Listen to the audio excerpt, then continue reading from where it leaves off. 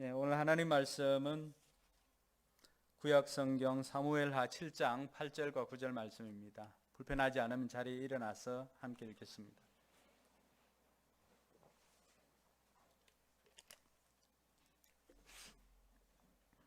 네, 같이 읽겠습니다. 그러므로 이제 너는 나의 종 다윗에게 전하여라. 나 만군의 주가 말한다. 양떼를 따라다니던 너를 목장에서 데려다가 내 백성 이스라엘의 통치자로 삼은 것은 바로 나다. 나는 내가 어디로 가든지 언제나 너와 함께 있어서 내 모든 원수를 내 앞에서 물리쳐 주었다. 나는 이제 내 이름을 세상에서 위대한 사람들의 이름과 같이 빛나게 해 주겠다. 아멘. 예, 5사람씩 주목 인사 한번 할까요? 하늘 복 많이 받으시기 바랍니다.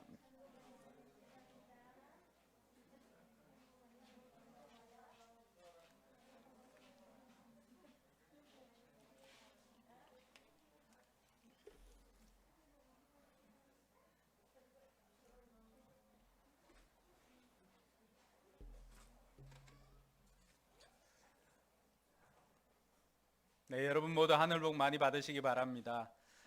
이번 주 설교는 우리 어린아이들 도움을 많이 받았습니다. 아이들이 제가 한번 물어봤습니다. 마음 맞는 사람이 되기 위해서는 뭘 해야 될까?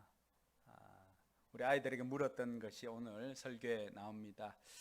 그리고 말씀을 시작하기 전에 우리 태연이가 혼자 이렇게 나오는 것이 얼마나 기특한지 모릅니다.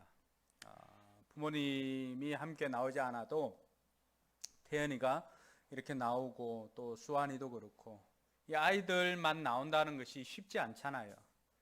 근데 때로는 뭐 형들이나 누가 구박하기도 하고 해도 꿋꿋하게 이렇게 나오는 태연이가 너무 좋아서 오늘은 태연이가 제일 좋아하는 게 있습니다.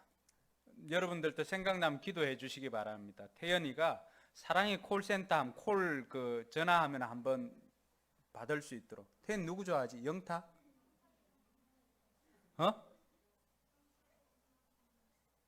영탁이랑 김호중이랑.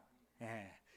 태연이가 영탁이랑 김호중이랑 좋아한답니다. 그래서 태연이가 두 가지의 반응을 합니다. 하나는 콜라에 반응하고 또 하나는 이 사랑의 콜센터에 반응합니다. 그래서 오늘은 태연이가 졸지 않도록 사랑의 콜센터는 아니어도 태연이가 좋아하는 미스터 트롯 중에 노래 한 곡을 우리가 보면서 시작하도록 하겠습니다. 정동원 군하고 장민호가 했던 파트너입니다. 예. 알죠? 네, 한번 들어보겠습니다.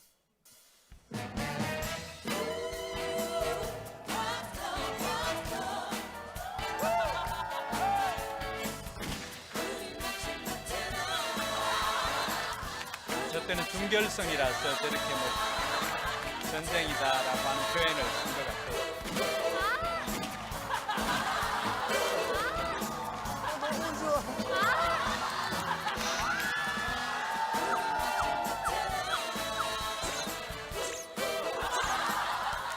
표정 봐, 와, 진짜 귀여워.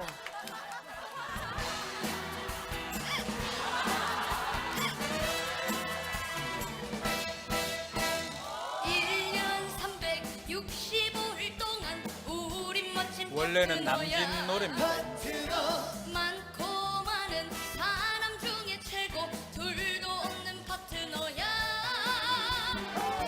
그래 맞아 볼 때마다 미쳐 너무 좋은 파트너야. 얼마나 기다렸어 우리가 만난 거야.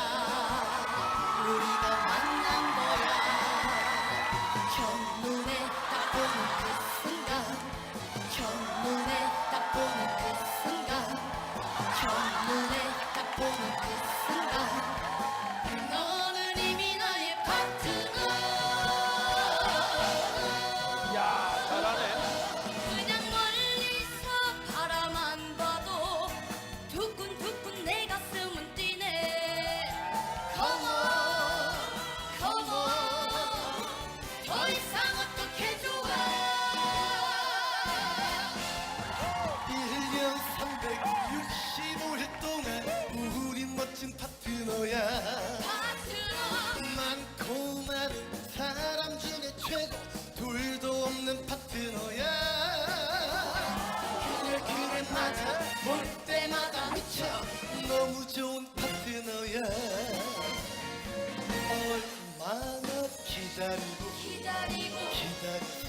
기다렸어. 우리가 만난 거야. 첫눈에 딱 보는 그 순간, 첫눈에 딱 보는 그 순간, 너는 이미 나의 파트너 그냥 멀리서 바라만 봐도 두근두근 내 가슴을 뛰네. Let's go! Let's go! Let's go!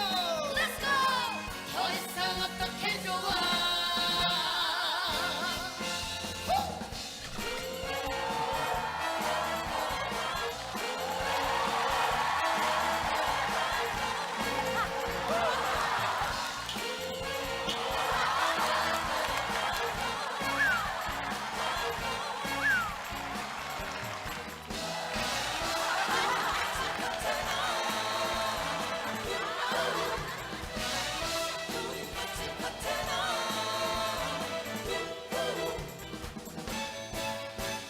일 년 365일 동안 우린 멋진 파트너야.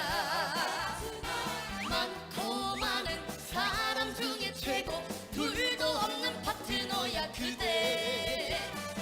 그래 맞아, 볼 때마다 미쳐.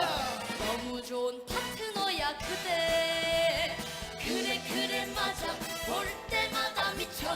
너무 좋은 파트너야 그대. 너무 좋은 파트너야 그대. 너무 좋은 파트너야 그대.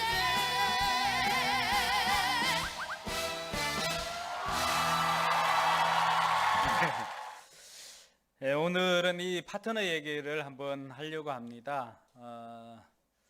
이 찰떡호흡을 맞추는 사람을 또 파트너라고 그러는데, 이 노래 가사도 보면은 1년 365일 동안 너는 나의 좋은 파트너다. 근데 그 파트너를 볼 때마다 어떻습니까? 가슴이 두근두근 그렇게 뛰더라고 이야기를 하는 거죠. 오랜 시간 함께 보낸 사람들은 눈빛만 봐도 이렇게 알 수가 있습니다. 또 좋은 파트너는 이렇게 또 좋은 시너지 효과를 내기도 합니다. 좋은 파트너는 여러 가지 것들을 절약할 수가 있죠. 시간이나 뭐 에너지 이런 것들을 절약할 수가 있습니다. 따로 설명을 하지 않아도 눈빛만 봐도 또 이야기를 하지 않아도 뭘 원하는지를 잘 알고 있는 것이 파트너이기도 합니다. 그러다 보니까 능력은 극대화가 되고 또 할 것들은 더욱더 많아지고 이런 것을 볼 수가 있습니다. 근데 여기서 우리가 한 가지 생각해 볼 것은 사람도 이렇게 좋은 파트너를 찾지만은 하나님도 파트너를 찾는다는 사실입니다. 하나님께서도 하나님의 일을 이룰 또 하나님과 함께할 파트너를 찾습니다. 우리는 그것을 다른 말로 하나님의 동력자라고 그렇게 표현할 수가 있습니다. 사도 바울이 우리를 하나님의 동력자라고 그런 표현을 사용했습니다. 네, 오늘 우리가 인생 업그레이드 7번째 시간에 이 공감이라고 하는 단어를 사용했었는데, 어떻게 보면은 그 공감이라고 하는 것이 정말로 좋은 파트너로서 서로의 마음을 서로 알고 이해를 하고 하는 그 찰떡호흡이 공감이 아닌가 이런 생각을 해봅니다. 하나님께서 오늘 이스라엘의 양을 치던 그 목동에 불과했던 다윗을 이스라엘의 통치자로 삼아 주셨는데 그 비결이 무엇일까 보니까 다윗이 하나님께서 찾고 찾는 파트너였다라고 하는 사실입니다. 사도행전에 가보니까 그 비결을 기록하고 있습니다. 사도행전 13장 22절과 23절에 보니까 다윗이 왕이 되고 난 다음에 이미 뭐 1000년이 지났지만은 그 지나고 난 다음에 이 다윗을 평가하는데 다윗이 왜 하나님께서 그가 목동으로 있다가 하나님께서 이스라엘의 통치자로 삼아 주었는지 그 비결을 기록하고 있는 것이 바로 이 본문이었습니다. 같이 한번 읽어보겠습니다. 그 다음에 하나님께서는 사울을 물리치시고서 다윗을 그들의 왕으로 세우시고 승언하여 말씀하시기를 내가 이새의 아들 다윗을 찾아냈으니 그는 내 마음에 드는 사람이다. 그가 내 뜻을 다 행할 것이다 하셨습니다. 네, 고전에 한번, 네, 여기 한번. 자, 여기 보면은 하나님께서도 오늘 뭐 우리가 그 유튜브를 봤지만은 장민호하고 또 정동원이 이렇게 콤비를 이루어서 파트너가 된 것처럼 하나님께서도 하나님의 파트너를 찾고 있었는데 그 사람이 누굽니까? 이새의 아들 다윗을 찾아냈으니, 하나님께서는 왜 사람을 찾고 있을까요? 왜 하나님께서는 지금도 하나님과 함께 일할 동역자, 파트너를 찾고 있을까요? 그것은 그 밑에 보니까 그가 내 뜻을 다 행할 것이다. 하나님께서는 하나님의 뜻을 가지고 이 땅에서 그 뜻을 이룰 사람을 지금도 찾고 계십니다. 하나님께서 직접 하실 수 있는 부분들도 뭐 하나님은 다 하실 수가 있죠. 그런데 하나님께서는 하나님의 뜻을 하나님께서 직접 하시기보다는 그 뜻을 알고 그 뜻을 우리 사람을 통해서 행하더라고 하는 것입니다. 왜냐 하니까 사람들이 하나님의 뜻을 이루고 나면은 하나님께서 누릴 그 영광에 그 뜻을 이룬 사람을 함께 동참시켜 줍니다. 그러니까 하나님께서는 하나님의 영광에 동참시키기 위해서 지금도 하나님의 뜻을 이룰 사람을 찾고 계십니다. 이때도 마찬가지였죠. 하나님께서 사울을 폐위하시고 사울의 뒤를 이어서 이스라엘을 통치할 사람을 찾고 있었던 것입니다. 하나님께서 사람을 찾고 있었는데 그때 하나님의 눈에 띈 사람이 누구였습니까? 바로 다윗이었습니다. 그래서 그 비교를 적어 놓았던 것이 뭐죠? 다윗을 보니까 하나님 마음에 맞는 사람이다. 다윗은 하나님 마음에 맞는 사람이었습니다. 우리가 개역 개정에 보면 하나님 마음에 합한 사람이다라고 하는 표현을 쓰는데 다윗을 보니까 이 사람은 하나님의 파트너가 될 만한 그런 마음을 딱 가지고 있더라고 하는 거죠. 자, 여기서 우리가 한 가지, 우리 뭐 오늘 태연이가 좋아하는 것도 보고 했었는데 우리 아이들도 집중을 해야 되는 것은 이때 다윗의 나이가 20이나 30이나 뭐 40이나 이렇게 되지 않았다는 거예요. 하나님께서 이스라엘을 통치할 사울의 뒤를 이어서 이스라엘을 통치할 왕을 찾을 때 다윗의 나이가 그렇게 많지 않았습니다. 지금 여기 앉아 있는 뭐 수환이나 정훈이 좀 더 많으면 뭐 정우 정도의 나이가 되었을 거예요. 그러니까 그때 이미 하나님께서는 사람을 찾고 있다가 딱 보니까 저 친구 보니까 내 마음에 맞는 사람이다. 나 쟤하고 내 뜻을 이루어야 되겠다라고 생각을 했다라고 하는 것입니다. 사울이 어떨 때 하나님 앞에 부름받았는지 사무엘상 16장에 보니까 기록하고 있습니다. 사무엘상 16장에 보면은 11절에 하나님께서는 사울이 하나님의 뜻대로 살지 않으니까 사울의 뒤를 이어서 이스라엘에 통치할 통치자를 찾고 있었습니다. 그래서 사무엘 선지자를 보내가지고 요렇게 이제 기름병을 담아가지고 갑니다. 그래서 그 기름을 부은 사람이 그 기름을 부어주면은 그 사람이 이스라엘의 왕이 되는 거예요. 그래서 이새의 집이라고 하는 그 이야기를 듣고 사무엘이 이새의 집에 갔습니다. 이새의 집에 갔는데 첫째 아들 딱 보니까 너무 잘생긴 거예요. 너무 잘생겨가지고 사무엘이 기름 부으려고 이렇게 하니까 하나님께서 말립니다. 하나님께서 그때 하신 말씀이 있어요. 나는 사람의 외모를 보는 것이 아니라 뭘 본다고요? 중심을 보는데 중심이 뭐예요? 사람의 중심. 마음을 본다는 거예요. 마음을. 그러니까 하나님께서는 오늘 저와 여러분들이 여기 앉아 있지만 때로는 피곤한 모습 또 이렇게 앉아 있지만 그러나 우리의 마음만큼은 내가 하나님을 사랑하는 그 마음을 가지고 이 자리에 앉아 있기를 바랍니다. 왜냐하니까 하나님께서 우리의 마음을 보시기 때문에 그렇습니다. 그 마음을 보시고 하나님께서 우리에게 복을 주시고 그 마음을 보시고 하나님께서 우리를 사용하시더라고 하는 거죠. 근데 사무엘이 가서 보니까 이새의 아들들 다 지나가도 마음에 감동이 없어요. 그래서 아들이 다 이 아들이 단가 물어보니까 한 명이 딱 있다고 합니다. 그래서 사무엘상 16장에 보니까 같이 한번 읽어봅시다. 사무엘이 이새에게 아들들이 다 온 겁니까? 하고 물으니 이새가 대답하였다. 막내가 남아있기는 합니다만 지금 양떼를 치러 나가고 없습니다. 사무엘이 이새에게 말하였다. 어서 사람을 보내어 데려오시오. 그가 이곳에 오기 전에는 제물을 바치지 않겠소. 그래서 이새가 사람을 보내어 막내 아들을 데려왔다. 그는 눈이 아름답고 외모도 준수한 홍안의 소년이었다. 주님께서 말씀하셨다. 바로 이 사람이다. 어서 그에게 기름을 부어라. 사무엘이 기름이 담긴 뿔병을 들고 그의 형들이 둘러선 가운데서 다윗에게 기름을 부었다. 그러자 주님의 영이 그날부터 계속 다윗을 감동시켰다. 사무엘은 거기에서 떠나 라마로 돌아갔다. 여러분, 막내 아들 다윗이에요. 양을 치고 왔는데 그 복장이 뭐 깨끗했겠습니까?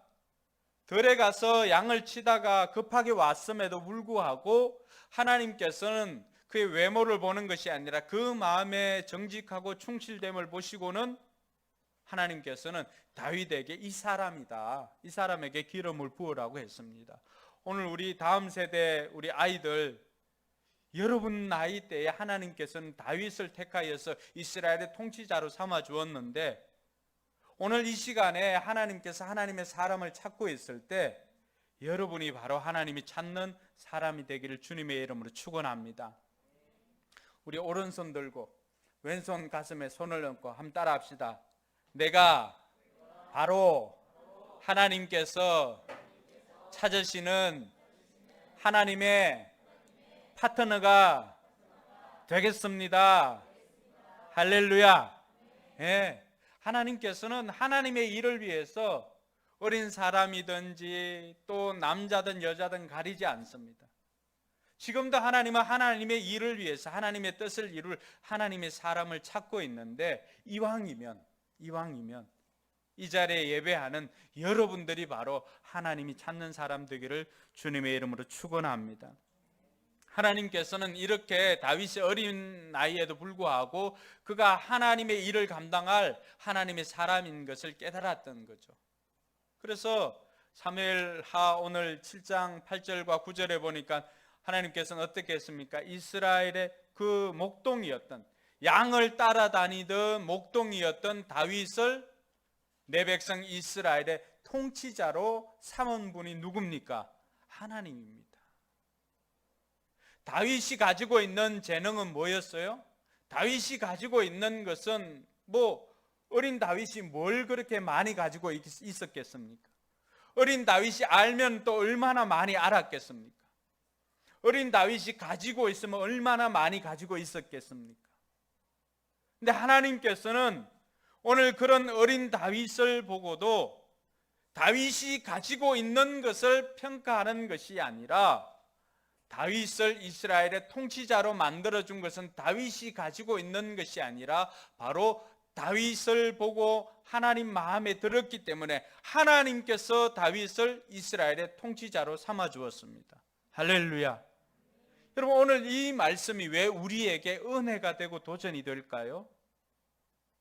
우리가 다른 사람들과 비교하며 살 필요는 없지만 비교해 봤을 때 우리는 남들보다 많이 가지지도 못했고 또 때로는 많이 배우지도 못했고 또 때로는 많이 건강하지도 못합니다.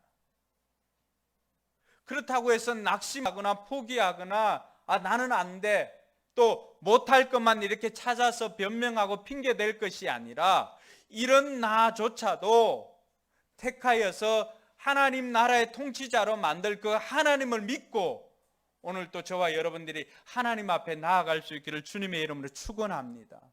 다윗이 바로 그런 사람이었어요. 하나님께서 그를 목동으로 있다가 통치자로 세워주신 것은 다윗이 가지고 있는 능력 아닙니다. 다윗이 가지고 있는 재능 아니었어요. 그래서 내게 이것이 없고 이것이 없고 이것이 없고 없는 것만 찾는 것이 아니라 그럼에도 불구하고 왜 다윗이 하나님의 파트너가 되고 하나님의 동력자가 되어서 하나님 마음에 맞는 사람이 되었을까를 살펴보고 저와 여러분들도 그렇게 살면 우리 역시도 하나님 나라의 하나님의 멋진 파트너가 될 수가 있습니다. 할렐루야. 옆 사람에 그렇게 축복해 줍시다. 우리도 하나님의 파트너가 될 수 있습니다. 여러분 정말 믿습니까? 중요한 것은 우리가 믿는 거예요. 나도 하나님의 파트너가 될 수 있다라고 하는 것을 믿는 것입니다. 그래서 하나님께서 우리에게 주시는 은혜가 뭐예요? 다윗이 가지고 있는 것 아니었잖아요. 만군을 만드신 하나님께서 하나님 되심으로 말미암아서 다윗을 통치자로 삼아 주신 것처럼 오늘 하나님께서 저와 여러분들도 하나님의 파트너로 삼아 주실 줄로 믿습니다. 그럼 다윗은 어떻게 해서 하나님 마음에 맞는 사람이 되었을까? 보니까 다윗은 하나님을 많이 경험을 했습니다. 다윗이 하나님 마음에 맞는 사람이다라고 했을 때 파트너는 어떤 거예요? 1년 360일 같이 있어도 그 마음이 어떤지를 잘 아니까 지금 이러한 것을 가지고 무엇을 느끼는지 무엇을 할 건지 그 느낌을 다 알았는데 다윗은 하나님에 대한 경험이 많습니다. 여러분 하나님에 대한 경험이 많다라고 하는 것은 무슨 장점이 있나요? 하나님에 대해서 많이 알지요. 많이 경험해 보면 많이 알 수가 있습니다. 어떻게 알 수 있냐 그러면은 사무엘하 22장 3절에 보니까 다윗이 자기가 만났던 하나님을 고백하는 것이 나옵니다. 같이 한번 읽어볼까요? 나의 하나님은 나의 반석, 내가 피할 바위, 나의 방패, 나의 구원의 뿔, 나의 산성, 나의 피난처, 나의 구원자이십니다. 주님께서는 언제나 나를 포악한 자에게서 구해 주십니다. 여러분 여기에 나와 있는 나의 방패, 나의 반석, 나의 피할 바위 이 다 전쟁에 사용하는 용어이기도 한데 여러분 하나님께서 나의 방패이십니다 라고 고백하려면 어떻게 해야 돼요? 직접적으로 하나님께서 자기를 원수들의 손에서 지켜주고 방패처럼 역할을 해주신 경험이 없다면 하나님은 나의 방패이십니다. 어떻게 고백합니까? 그죠? 다윗이 오늘 사무엘하를 통하여서 고백하는 이 내용이 시편 18편에 가면은 기록되어져 있어요. 시편에 보면은 다윗의 시가 수많은 시가 있는데 대략 한 다윗의 시편들이 한 절반 이상은 될 거예요. 거기에 보면은 다윗은 자신이 경험한 하나님에 대해서 구구절절하게 노래를 하고 있습니다. 그 하나님은 이론으로 아는 하나님이 아니에요. 피상적으로 아는 하나님이 아니에요. 자신의 삶을 통해서 직접 경험한 하나님을 고백하고 있는 것입니다. 그러니까 다윗이 하나님을 많이 경험했다라고 하는 것은 다윗이 누구보다도 하나님을 많이 알았다라고 하는 것으로 우리가 이해할 수가 있습니다. 그렇게 다윗이 많이 경험한 것은 하나님을 믿고 의지하는 부분도 많이 있었지만 무엇보다도 하나님과 함께하는 시간이 많았습니다. 하나님과 함께하는 시간, 늘 하나님이 다윗에게 약속해 주신 것이 뭐죠? 네가 어디로 가든지 내가 너와 함께하겠다. 그래서 다윗은 하나님과 함께하는 시간들을 통해서 하나님을 경험하는 시간이 많았습니다. 그러니까 하나님에 대해서 그 누구보다도 다윗이 정확하게 알았던 거예요. 우리가 성경에 보면은 다윗이 하나님에 대해서 표현을 하잖아, 그죠? 근데 어떻게 보면은 그렇게 표현할 수가 있을까라고 생각할 부분들도 있지만, 그런데 보니까 다윗이 그 하나님을 일일이 다 경험을 했더라고 하는 거죠. 여러분들은 하나님을 어떻게 고백하십니까? 그것이 바로 여러분들이 만난 하나님이십니다. 어려움 가운데서 나를 건져주신 하나님, 또 위기 가운데 나에게 피할 길을 주신 하나님, 이러한 하나님을 고백한다라고 하는 것은 다 자신이 경험한 하나님입니다. 이렇게 경험한 하나님이 많으니까 다윗은 하나님에 대해서 누구보다도 잘 알았죠. 잘 아니까 어떻습니까? 하나님이 뭐라고 하면은 지금 어떤 생각을 가지고 있는지 다윗이 알았던 거죠. 그래서 이어지는 것이 다윗은 누구보다도 하나님 마음을 잘 알았던 사람입니다. 그래서 하나님께서는 뭘 좋아하고 뭘 싫어하는지를 다윗이 잘 알았습니다. 그래서 좋아하는 것도 했지만은 다윗이 하나님께서 좋아하는 것이 뭔지를 알았습니다. 여러분들 하나님 뭘 좋아하실 것 같아요? 하나님 뭐 좋아하실 것 같아요? 정우야, 엄마는 뭐 좋아하시는 음식 중에?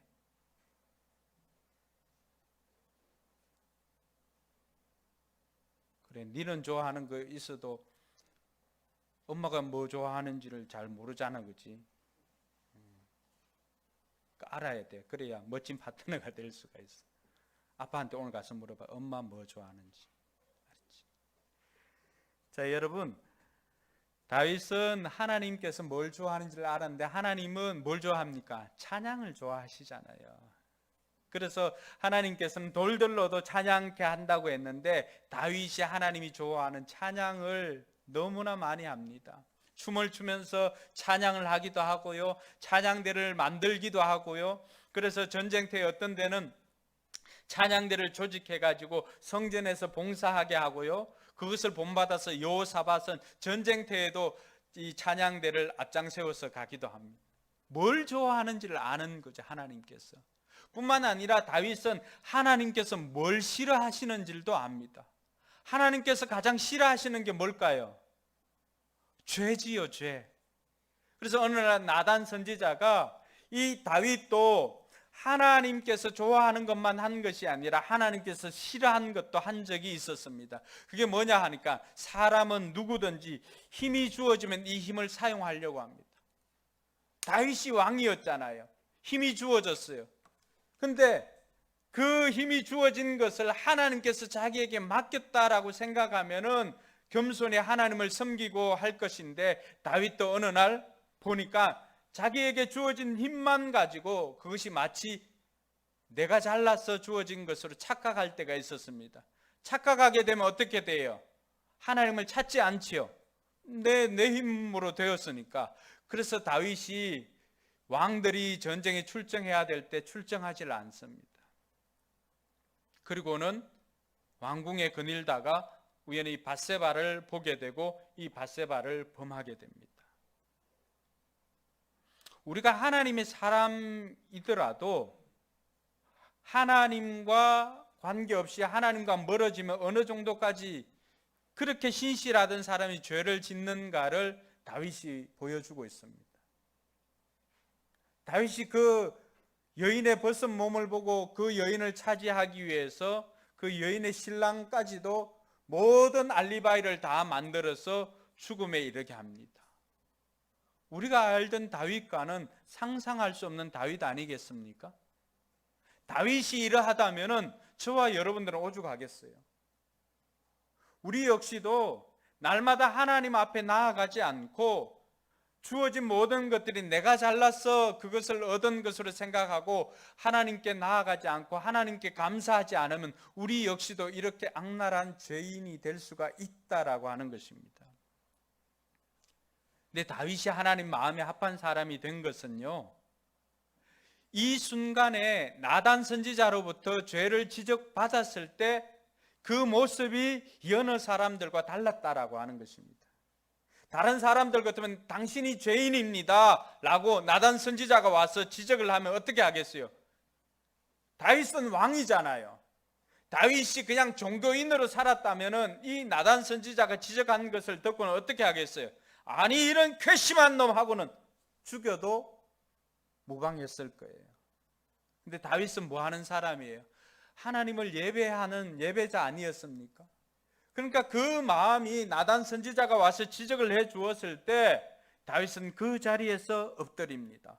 사무엘라 12장 13절에 보니까 나단 선지자가 그 죄를 지적해 주었을 때 다윗이 그 앞에서 고백을 합니다. 내가 주님께 죄를 지었습니다. 여러분, 이 고백 쉽습니까? 제가 지금 부부의 삶을 하고 있는데 부부간에 제일 어려운 말이 뭘까 부부의 삶을 인도하면서 고민해 본 적이 있습니다. 그리고 제일 하기 힘든 말이 뭘까? 라고 하는 것은 내가 잘못했다라고 인정하는 겁니다. 여러분 가정은 어떠세요? 남편이 아내가 혹은 우리에게 무슨 이야기를 할 때 내가 잘못했습니다 라고 고백하는 것이 쉽습니까? 그렇지 않습니다. 배우자가 그런 이야기를 하면 우리는 어떻게 하죠? 잘못했다라고 하는 것을 인정하고 고백하기보다는 뭐 하기 바쁩니까? 변명하고 핑계대고 설명하기에 바쁩니다. 그러나 다윗이 우리에게 가르쳐 주는 것은요, 그게 아니에요. 잘못을 지적을 받았을 때는 자신의 감정이나 내가 왜 그런 상황에서 그런 행동을 했는지 핑계하거나 변명하거나 설명하는 것이 아니라 뭘 해야 된다라고요? 인정하는 것입니다. 다윗은 하나님께서 뭘 싫어했는지를 정확하게 알았습니다. 그러니까 이것이 하나님께서 싫어하신 것이구나라고 하는 걸 깨닫는 그 순간에 하나님 앞에 고백합니다. 내가 주님께 죄를 지었습니다 라고 고백을 하는 것입니다. 다윗의 영적 감수성이 대단합니다. 하나님께서 좋아하는 것을 아는 것도 탁월했지만 하나님께서 무엇을 싫어하는지 아는 것도 탁월했습니다. 이 영적인 민감함, 영적 감수성이 굉장히 뛰어났다라고 하는 것을 알 수가 있습니다. 그러니까 하나님께서 어떤 것을 좋아하고 어떤 것을 싫어하는지를 아는 하나님의 마음을 너무나 잘 알고 있었던 것입니다. 오늘 우리가 하나님의 파트너가 되기 위해서는 뭘 아는 게 필요하다고요? 하나님의 마음을 아는 것이 필요합니다. 하나님은 어떤 것을 좋아하고 어떤 것을 싫어하는지 아는 것이 너무너무 중요합니다. 그리고 한 걸음 더 나아가서 다윗은 하나님을 참 소중하게 생각을 하고 하나님을 소중하게 여겼습니다. 법궤를 가지고 오는 그 장면에서도 보면은 다윗은 하나님 앞에서 힘을 다하여서 춤을 추고 하는 그러한 행동들도 서슴없이 합니다. 왜 이렇게 행동을 할까요? 왕인데도 불구하고. 그만큼 다윗은 자기는 하나님 앞에서 자기는 그 하나님 앞에서 마음껏 춤을 추어도 될 정도로 하나님을 높이는 것을 좋아했습니다. 그 하나님을 예배하는 것을 그 어느 누구보다도 좋아했던 사람이 다윗입니다. 우리가 알 때도 아브라함도 하나님 앞에 예배 드리는 걸 굉장히 좋아했잖아, 그죠? 가는 곳곳마다 제단을 쌓고 예배를 드렸죠. 그런데 예배나 하나님을 높이고 하나님을 찬양하고 하나님을 경외하고 하는 그 부분에 있어서 다윗도 빠지지를 않습니다. 저는 오늘 이 부분이 저와 여러분들도 붙잡을 수 있는 대목이 아닌가 생각을 해봅니다. 예배당의 크기와 관계없이 우리의 삶의 형편과 관계없이 하나님을 사랑하여서 하나님을 예배하는, 내 중심으로 하나님을 사랑하고 고백하고 예배하는 것만큼은 나는 그 어느 누구에게도, 세계 어느 누구에게도 뒤지지 않을 자신이 있는 사람, 아멘으로 하답합니다. 할렐루야. 이것은 우리가 마음을 드리는 것이기 때문에 누구나 할 수가 있습니다. 다윗이 그런 사람이었습니다. 자기의 신분이나 이런 것 다 내려놓고 정말로 순수한 마음으로 하나님을 사랑하고 하나님을 소중히 여겼던 다윗이었습니다. 그렇게 하나님을 소중히 여기다 보니까 다윗은요, 하나님이 세운 사람을 소중하게 여겼습니다. 여러분, 모든 사람들이 사울이 다윗을 죽이려고 한다는 것을 다 알았습니다. 어떻게 보면은 사울의 정적은 다윗이라고 하는 것을 다 알았습니다. 그래서 사울과 요나단이 죽었을 때 이 소식을 빨리 내가 다윗에게 알려서 한 자리 차지해야 되겠다라고 쫓아온 사람이 있었습니다. 그 쫓아온 사람을 향해서 다윗이 무슨 말을 합니까? 사무엘하 1장 14절에 보니까 네가 어떻게 하나님께서 기름 부어 세운 사람을 살해할 수가 있느냐, 너 어떻게 하나님 두려운 줄 모르느냐라고 하면서 오히려 그 사람을 책망을 합니다. 뭘 이야기를 하는 거예요? 다윗에게도 이전에 사울을 죽일 만한 여러 번의 기회가 있었지 않습니까? 그럴 때마다 다윗이 손을 금한 것은 뭐예요? 하나님께서 기름 부어 세운 사람을 자신의 손으로 해할 수가 없다라고 하는 것입니다. 하나님께서 기름 부어 세운 사람은 하나님께 맡기는 거예요. 다윗이 오늘 하나님께서 기름 부어 세운 사람을 이렇게 소중하게 여겼기 때문에 자신도 소중히 여김을 받았습니다. 할렐루야. 여러분, 이것은 굉장히 중요한 것입니다. 하나님을 소중하게 여길 뿐만이 아니라 그 하나님께서 세운 사람도 소중하게 여기는 것은 누구를 소중하게 여기는 거예요? 세운 하나님을 높이는 겁니다. 할렐루야. 그러니까 이런 다윗을 보니까 하나를 보면 열을 알 수가 있는 거죠. 하나님이 다윗을 보니까 어떻습니까? 가슴이 두근두근 거리지 않을 수가 있겠습니까? 다윗을 보니까 저 사람이야말로 내 마음에 맞는 사람이다라고 생각할 수밖에 없었던 것이죠. 또한 하나님의 사람뿐만이 아니라 하나님의 말씀을 소중하게 여겼습니다. 그래서 열왕기상 2장에 보면은 다윗이 이제 자기가 죽게 된 순간이 왔습니다. 세상 모든 사람의 길로 가게 되었는데 자기 아들 솔로몬을 불러놓고는 그렇게 이야기를 합니다. 내가 이제 세상 모든 사람들이 가는 길로 가게 되었는데 너는 하고 기록되어 있습니다. 같이 한번 읽어볼까요?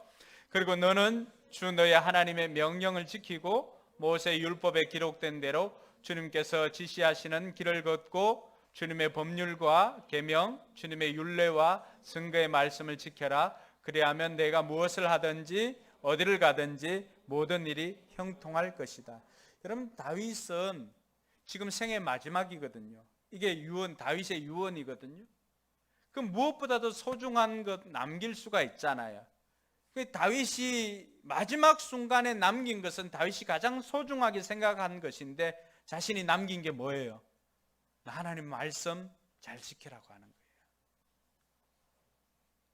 다윗이 왜 하나님 마음에 드는 사람이 되었을까 보니까 다윗은 하나님을 경외할 뿐만 아니라 하나님의 말씀도 소중하게 여겼습니다.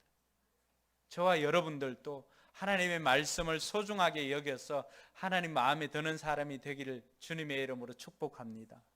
뿐만 아니라 다윗은 하나님의 집을 소중하게 여겼습니다. 우리가 잘 알고 있는 것처럼 사무엘하 7장 2절 우리가 새벽 기도회를 통해서 살펴보았던 말씀이죠. 자기는 백향목 궁에 이렇게 거하는데 하나님의 궤는 아직도 휘장 안에 있는 것을 보고 다윗이 무엇을 생각했죠? 하나님의 집을 지을 생각을 했습니다. 물론 하나님께서 허락하지 않았지만은 그러나 다윗의 그 마음은 어떤 거예요? 그만큼 하나님의 집을 소중하게 여기는 다윗의 마음을 우리가 읽을 수가 있습니다. 자, 이런 것을 보니까 다윗이 정말로 하나님을 사랑했구나라고 하는 것을 알 수가 있습니다. 그래서 하나님께서는 다윗의 그 속마음을 보시고는 다윗이야말로 내 마음에 드는 사람이다 라고 하는 것을 하나님께서 우리에게 가르쳐 주었습니다. 우리에게 가르쳐 주었다는 것은 뭘 의미를 하는 거죠? 우리 역시도 다윗처럼 이렇게 살아가면은 우리 역시도 하나님의 마음에 들 뿐만 아니라 우리도 하나님의 파트너가 될 수가 있더라고 하는 것입니다. 할렐루야. 그래서 제가 우리 아이들한테 물어봤습니다. 얘들아, 어떻게 하면 사람의 마음에 맞는 사람이 될 수가 있니? 라고 하니까 대략 3가지를 얘기해 줬습니다. 첫 번째는 함께 시간을 많이 보내라고 했습니다. 우리 리딩에서 하는 아이들이 가르쳐 준 겁니다. 함께 친구하고 시간을 많이 보내면은 그 사람의 마음을 아니까 그 사람을 마음에 들 수가 있다라고 가르쳐 주었습니다. 마찬가지입니다. 다윗이 하나님과 함께하는 시간이 많았죠. 하나님이 다윗과 함께 하시니라 네가 어디로 가든지 함께 할 것이라고 약속해 준 것처럼 함께하는 시간을 우리가 늘리면 됩니다. 여러분, 근데 하나님과 함께하는 시간을 늘리는 방법은 뭐가 있을까요? 기도? 또 기도하는 것도 하나님과 함께하는 시간이죠. 예배도 마찬가지고 또 하나님의 말씀이 기록되어져 있는 하나님의 말씀을 읽을 때도 우리는 하나님과 함께할 수가 있죠. 그래서 늘 하나님을 생각하는 겁니다. 하나님 묵상하고 그것이 하나님을 의식해서 하나님이라면 어떻게 하실까라고 하면서 계속해서 우리 인생에 우리 삶에 하나님을 개입시키는 거죠. 이걸 또 다른 말로 믿음이라고 합니다. 같이 시간을 오래 보낸다는 것은 그분을 믿고 그분을 신뢰하고 내 삶 가운데 그분을 개입시켜서 계속해서 해석을 해보는 겁니다. 하나님이라면 어떻게 하실까? 그래서 나타난 현상을 보고 이게 하나님이라면 왜 이런 일들을 일어나게 했을까라고 고민하는 것들, 하나님을 의식하고 살아가는 것, 이런 것이 하나님과 함께 보내는 시간입니다. 둘째로는 서로에 대해서 이야기를 많이 하라고 가르쳐 주었습니다. 우리 아이들이. 서로에 대해서 이야기를 많이 하게 되면 어떻게 됩니까? 그 사람이 어떤 생각을 하고 있는지, 그 사람이 이런 말을 하면은 지금 얘기하는 것이 이런 뜻이 아니라 다른 뜻이 있다라고 하는 것을 서로 이야기를 많이 하다 보면 알 수가 있죠. 자, 그럴 때 우리가 부부의 삶을 통해서 가르쳐 주고 있는 대화법 중에 하나가 임하고 대화법입니다. 임하고 대화는 상대방이나 이런 보다도 말하는 사람 따로 듣는 사람 따로 정해가지고 말하는 사람은 항상 나는으로 시작을 합니다. 나는으로 시작을 하고 표현을 하는 것은 자기의 감정을 표현합니다. 예를 들면 이런 거예요. 나는 예배 시간에 정우가 졸고 있으니까 기분이 나쁘다. 이건 뭐예요? 정우 오늘 안 졸았어. 내 기분을 표현하는 거잖아요. 다른 사람이 어떻든 간에 내 마음을 표현하는 거예요. 그래서 나는 정훈이가 공부 안 하고 텔레비전 보고 있으니까 속상하다라고 하는 것. 엄마의 마음은 지금 어떤 거예요? 속상하죠. 근데 우리는 알 거라고 생각하지만 표현 안 하면 모릅니다. 서로 이야기할 때도 자기 주장만 막 하는 것이 아니라 서로 이야기할 때도 한 가지 팁은 나는으로 시작해서 자기 감정을 전달해 주는 것입니다. 우리는 대화라고 하지만은 이 감정이 전달되지 않는 대화들이 너무나 많이 있습니다. 그러면 어떻게 됩니까? 내가 이 말하면 또 저 사람이 저 말 하겠지. 그러면 우리는 보나마나 대판 싸우겠지. 여러분, 싸울 것을 알고 대화를 시도하는 사람은 없습니다. 그렇죠? 그래서 이렇게 싸움을 방지할 수 있는 것은 자기의 감정을 표현하는 이 임하고 대화가 굉장히 중요합니다. 서로에 대해서 이야기를 많이 하라고 했던 우리 아이들은 서로 이야기를 많이 하게 되면 서로 무슨 생각을 하고 있는지 알게 된다고 가르쳐 줬습니다. 그래서 이 이야기하는 것, 우리가 하나님 앞에는 어떻게 할 수가 있을까요? 하나님 앞에 이야기하는 것을 우리가 다른 표현으로 하면 뭐라고 할 수가 있죠? 기도입니다. 기도. 온라인 새벽 기도 왔어도 기도하고 평소에도 기도하고, 그러니까 이러한 것들이 우리 아이들이 가르쳐 준 것인데 우리 아이들도 이미 다 알고 있는 거예요. 그러니까 우리가 삶에 적용을 하기만 한다면은 우리 역시도 하나님의 마음에 드는 파트너가 될 수가 있습니다. 할렐루야. 세 번째로 보니까 제가 물어봤어요. 야, 좋아하는 것 하는 게 마음에 드니 아니면 싫어하는 것 안 하는 게 마음에 드니? 여러분 어떤 것 같아요? 예? 좋아하는 거 하는 사람이 좋으세요? 싫어하는 거 안 하는 사람이 좋으세요? 둘 다? 지연이 뭐라 그랬지? 금요일 날. 네. 지연이는 싫어하는 것 안 하는 사람이 더 좋다고 합니다. 마음에 드는 사람이 되기 위해서는 좋아하는 건 뭐 그다지 많이 안 해도 어느 정도 함께 하면은 그래도 견딜 수가 있는데 싫어하는 것을 안 하니까 더 마음에 들더라고 하는 거예요. 하나님께서 우리가 싫어하는 거 뭐가 있어요? 우리가 죄 짓는 거 하나님 싫어하시잖아요. 이것은 소극적인 방법이기는 하지만 하나님께서 뭐가 싫어하는지를 우리가 알고 그것을 하지 않는 것 굉장한 지혜입니다. 우리 아이들도 다 알고 있는 지혜입니다. 좀 더 적극적으로 간다면은 다윗처럼 하나님께서 좋아하는 것도 했겠죠. 하나님이 좋아하는 거 찬양 좋아하고 영혼 구원하는 거 좋아하니까 전도하고 뭐 이런 것 하겠지요. 그러니까 우리가 사랑하게 되면 어떻게 됩니까? 사랑하는 사람이 원하는 것 아무리 힘들어도 다 해주고 싶죠. 딱 하고 나면 뭘 기대합니까? 인정을 해주니까 기대를 하죠. 그래서 힘든 상황에서도 내 파트너가 좋아하는 일이라고 한다면은 나는 힘듦에도 불구하고 그 일을 해냅니다. 왜요? 인정을 해주니까요. 마찬가지입니다. 우리가 환경이 좋아서 하나님께서 기뻐하는 것 다 하는 것 아니에요. 환경이 힘든지 알지만은 그럼에도 불구하고 내가 이것을 해내고 나면 내 파트너인, 나를 파트너 삼아주신 하나님께서 기뻐하실 것이야 라고 생각을 하는 그 일들, 영혼 구원하여 제자 만드는 일, 그 일을 해냈을 때 하나님께서 얼마나 기뻐하실까요? 우리가 예배당 없이 여기 와서 예배 드리는 것도 하나님 다 아십니다. 이 코로나19로 인해서 직장도 사업장도 힘들다는 것 다 아십니다. 그럼에도 불구하고 그런 상황에서, 힘든 상황에서도 하나님께서 기뻐하시는 영혼 구원을 위해서, 그 영혼을 위해서 기도하고 그 영혼을 위해서 만나고 그 영혼을 섬기고 그들을 목장으로 교회로 초청하고 하는 그 일들을 해냈을 때 우리를 파트너 삼아주신 하나님께서 얼마나 뿌듯해 하실까요? 그게 하나님께서 다윗을 보고 쟤는 내 마음에 드는 사람이야 라고 생각하고 그를 이스라엘의 통치자로 업그레이드 시켜주신 하나님의 뜻이 거기에 있습니다. 왜냐하면 그 자리에 세워서 하나님께서는 하나님의 뜻을 이루게 하기 위함입니다. 오늘 저와 여러분들도 우리 인생이 업그레이드 되는 비결 다른 것 아니에요. 하나님의 마음을 아는 것입니다. 하나님의 마음을 이해하는 것이고 하나님의 마음에 공감하고 하나님 마음에 드는 저와 여러분들이 되길 바랍니다. 그리고 저는 여러분들에게 여기 한 가지 더 추가하고 싶은 것은, 오늘 다윗은 굉장히 영적으로 감수성이 뛰어났던 사람입니다. 하나님께서 하실 때는 이성적으로 반응하는 것이 아니라 굉장히 뛰어난 영적 감수성으로 반응을 합니다.